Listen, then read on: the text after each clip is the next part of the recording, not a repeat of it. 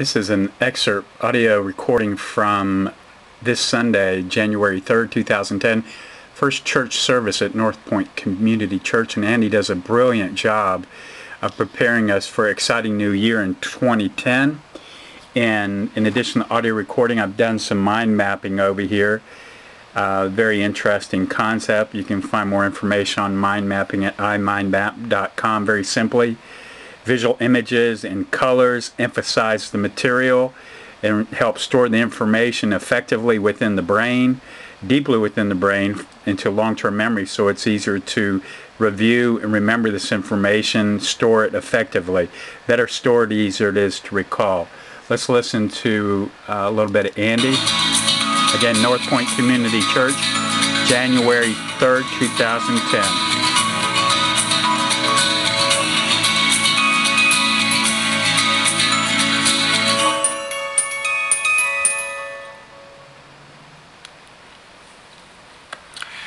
Well, according to all the experts, I'm not sure all the experts are, about 40 to 50% of us will have New Year's resolutions. So let me just see how well the experts predicted us. How many of you have some sort of New Year's resolution? Let me just see those hands, yeah. About 20% of you. Gosh, not a very motivated group. Anyway, wow, I should talk about something else actually. Anyway,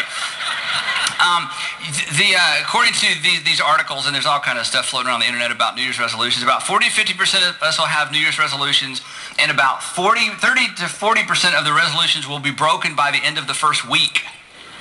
So those of you that didn't set one, you knew better actually, and like 90% will be will be forgotten by halfway through the year. But this is kind of interesting. There are all these lists of New Year's resolutions, and so I found one that I thought was kind of represented the other ones I looked at. So here are the top 10 New Year's resolutions, and only a couple of these are surprises, and I think maybe they made up a couple of these just to try to be politically correct. I don't know that these are, I've never heard some of these as New Year's resolutions. What would you guess the number one New Year's resolution has something to do with? What would you get? What is it? Weight. Isn't that interesting? That in the middle of a recession, we still have too much food. We have too much food. Do you know what? Whenever you have too much of something, you abuse it. And regardless of how bad things are in our economy, we're still fat. So we still feel like yeah, exactly. The number one New Year's resolution is lose weight. Number two, manage money or save money or get rid of debt. Number three, get a better job. Number four, spend more time with family. That'll never be the first one, but maybe it should be. We're more concerned about our weight than our family. I don't know. Number five, quit smoking. That probably has more to do with the fact that fewer people smoke than used to. That's why that's number five. Number six, eat right or get fit, which is related to number one. Number seven, get a better education or get more education or get educated. Number eight, reduce stress, which I thought that's what the whole point of all these were, but number eight, reduce stress. The number nine, going greener. I've never heard anybody talk about that as a New Year's resolution, although more and more of us are doing that, going greener. Then number 10, volunteer to help others. I think that was just a guilt one. Oh yeah, the other 9 are all about me. Oh yeah, volunteer to help others. Anyway, so let me ask you this question. How many of you, of those that said you have a New Year's resolution, we hit yours? Let me just see those hands. You were in those, yeah. And then I want to ask you to raise your hand, but think about this. How many of you, whatever your resolution was last year, it's kind of the same one this year. It didn't work last year, but so you're back around, yeah. Now, I'm not much of a New Year's resolution person because I'm not really much of a goal setting person. I have in my closet, and I think I've mentioned this at home, I have a little bulletin board about this big, and I have some goals on there, and my goals take up about that much of the bulletin board. It's a little piece of paper, and every year, and they're kind of the same goals over and over, and they're pretty much high-level goals. Like one of my goals that's there every year is stay out of debt. That's one of my goals. So far, so good. It's just stay out of debt. It's not really a very specific goal. And for those of you who are real goal setters, I know that you just laugh at that. And things like how many nights a week I want to eat at home with my family. That's one of my goals.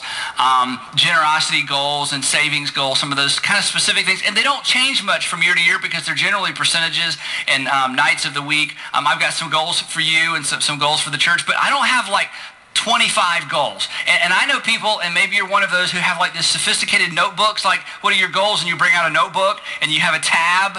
Do you know people like that? And if you're married to someone like that, chances are you're the opposite. You have no goals. They have all the goals for you. They have a section in their notebook for you. Here's my wife's goals. She hasn't set them yet, but here are my goals for my wife, or my goals, because it's generally the man that's kind of crazy, got tabs and stuff. And I think all of that's good. And I think one of the reasons that I'm not more that way, and honestly, when I'm around people that way, they're that organized and they have sub-points and subcategories, and every day they look at them, or every, 6 hours, 3 times a day, they look at them, how am I doing? They chart them and all that. When I'm around those people, it's very intimidating, and I feel like a complete loser because I just have like 5 that are, kind of the same year after year. But I think one of the reasons that I'm not so goal-oriented is I was kind of scarred as a child.